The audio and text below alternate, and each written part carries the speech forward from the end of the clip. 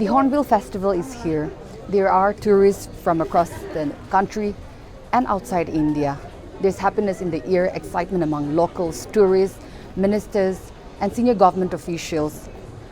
After all the celebrations, the politicians and the people will go back to work, celebrate Christmas, and then prepare for the state elections. But amid the fanfare and celebrations, the names of 14 people who were killed exactly a year ago at Oting will find no mention. But we're here to tell you the stories of these families whose lives were overturned on December 4, 2021.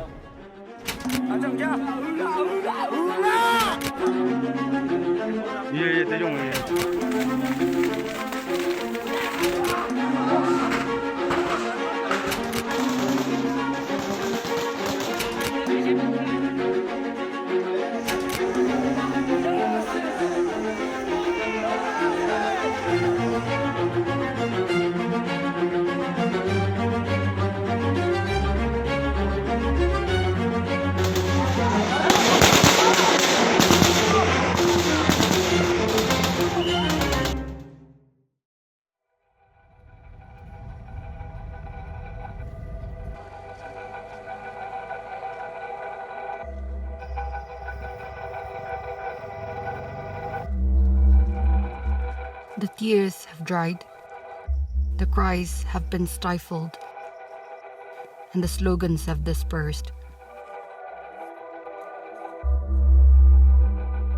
But the grief-stricken, angered, broken-hearted, and traumatized residents of Oting village are frozen in time as they struggle to recover from the horrific incident that took place on December 4, 2021.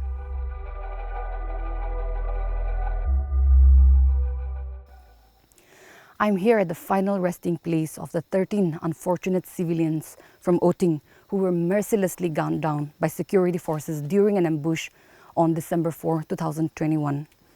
For the families, justice is not a concept because the pain in their hearts and their loss cannot be felt or put into words.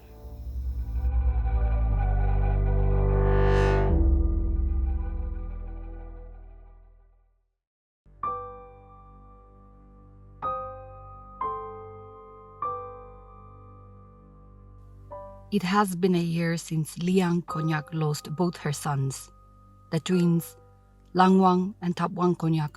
Both 25 came to the world together and left it behind together. The 62-year-old mother has not gone out much since her son's death and spends most of her time caring for her ailing husband.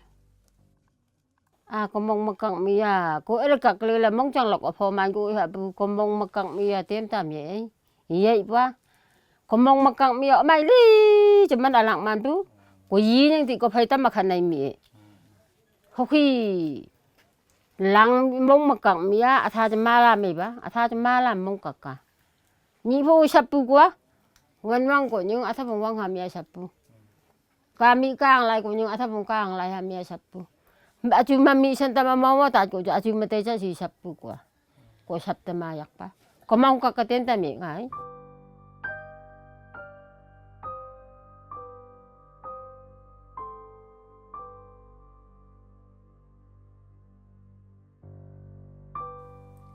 Like Liang Konyak, 44-year-old Awat Konyak lost her only son Manpai on the fateful day of December 4, 2021.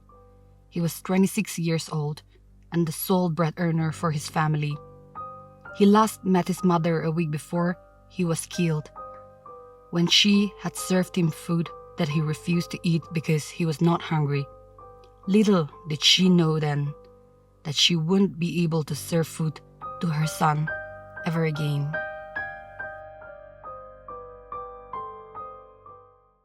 Last day ko do ami olai dia phato aru na khabo aji last day khai che goi na joa se tiru de koila de aru ami phat ola to aru na khabo aji last pra khai che goi na joa to itu khapta ha na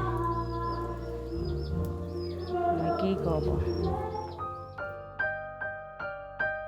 31-year-old Yewang was shot in the head near his ear. Many called him lucky to have survived the massacre. Although his wounds have healed, Yewang has been bedridden ever since. He often gets seizures and shouts. His hands and legs go stiff as he gasps for breath. His condition has made him dependent upon his family, his mother and brother for all his daily needs, big or small. This has made lives of his family members difficult too. The responsibility of earning their daily bread now rests on his brother's shoulders.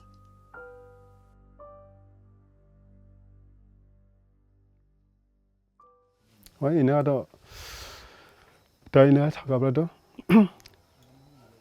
Kaula Dakby in a Dibishnaga in a Bishnabi in a Hoitagina, a man sorry.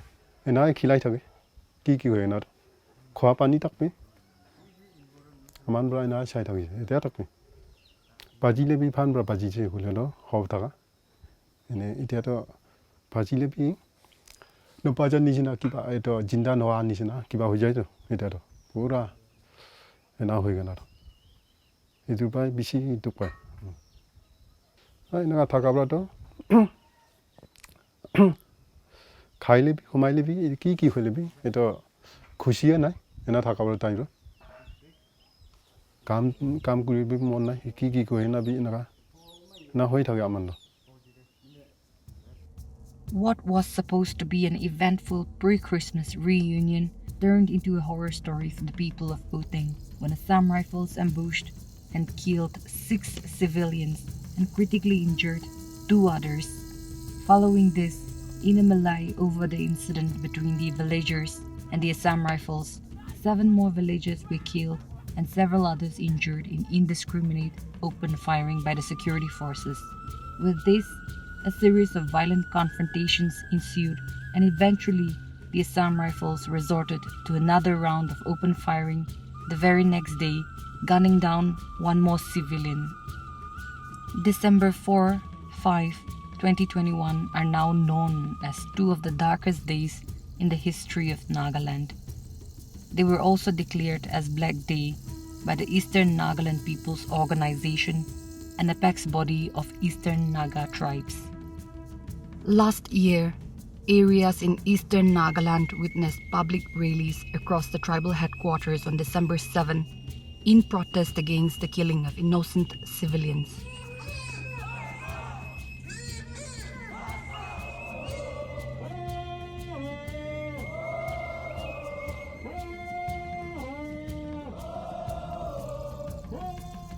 Mass protests broke out across the state amid loud and growing demand for repealing the Armed Forces Special Powers Act, or AFSPA, that has existed here even before Nagaland attained statehood.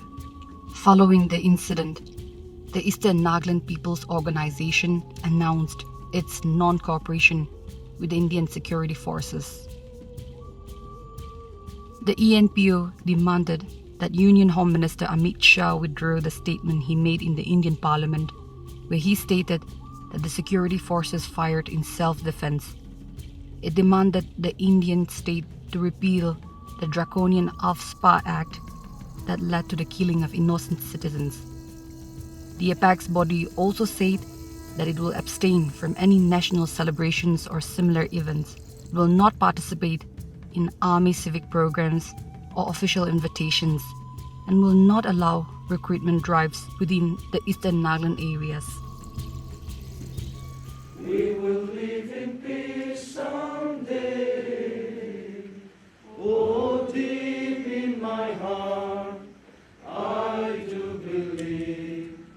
Nagaland was in a state of turmoil as several protests broke out over the next few months. Neighboring states and their governments came out in solidarity with the people of Nagaland and their demand to revoke the Armed Forces Special Powers Act.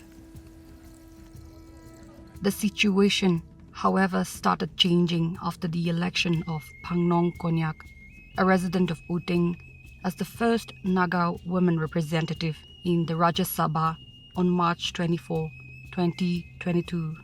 A month later, on April 29, 2022, the ENPO withdrew its non-cooperation with the Indian Army following a meeting held between the new MP Pangnong Konyak, Assam Rifles Inspector General Vikas Lakhera, as well as officials of the Eastern Nagaland People's Organization and the Eastern Naga Students Federation. While on one hand there were political developments, on the other, the legal system was taking its own route.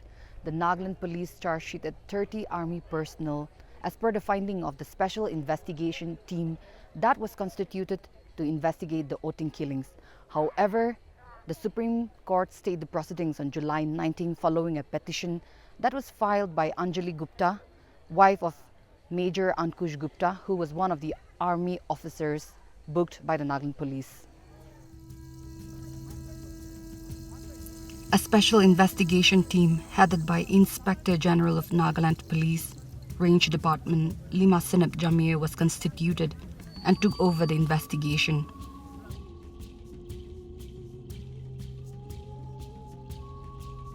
According to SIT Supervisor and Additional Director General of Nagaland Police Sandeep M. Tamgarge, over 100 witnesses, around 90 documents and more than 100 exhibits were examined during the investigation process.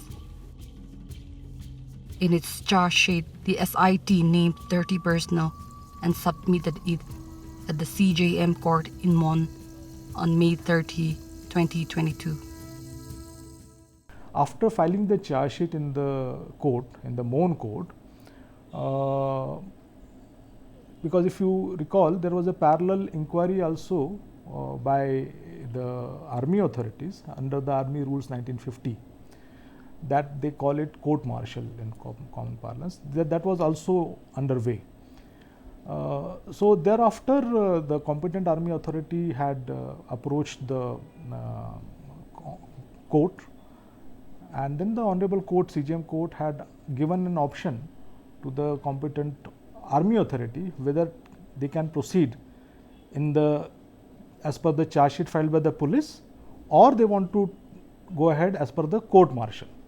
So while this thing was in place, a separate petition was filed, a writ petition was filed in the Honorable Supreme Court by one petitioner, and the petition had prayed for quashing of the FIR of the state police, had also prayed for stopping the trial process and so many other demands, and accordingly then as per the direction of Honorable Supreme Court, I think on 30th of July, Honorable Supreme Court had stayed all proceedings in the case. So this is what the current factual legal position is. The ENPO, which was once spearheading the movement for justice for the Oting massacre, are now focused on the demand for a separate state with 6 eastern Nagaland districts, viz.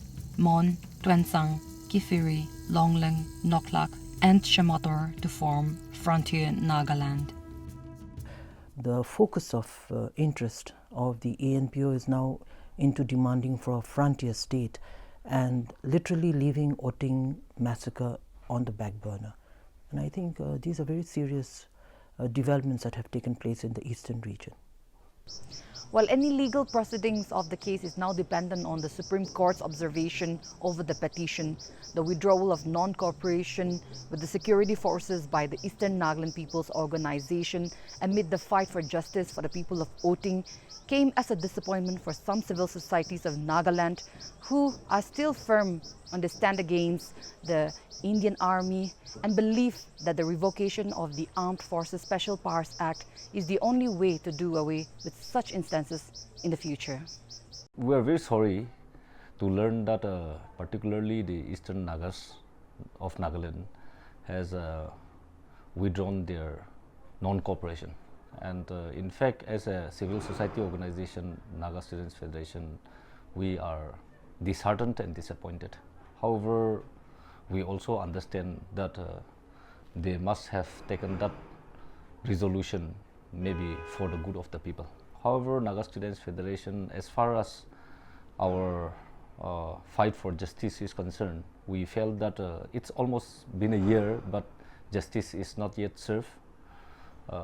and we will continue to ensure that ASPA is completely rebuilt in our land. In fact, we all know that 15 police stations in Nagaland as well as in Manipur and Assam has been lifted, maybe because of just this incident.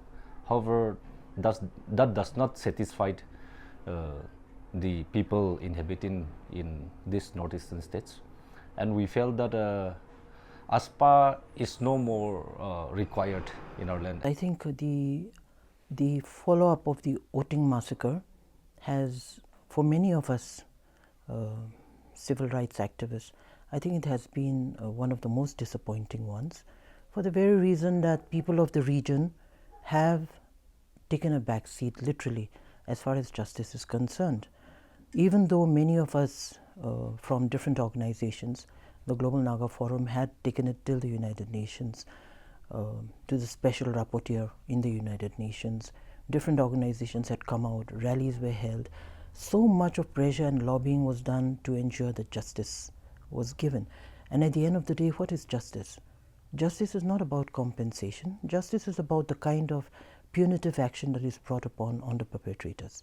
And unfortunately, I think the silence that we now have over Oting is a signal of what is really happening within our own communities. In just 1 year, Oting has gone from being a painful present to a forgettable history chapter.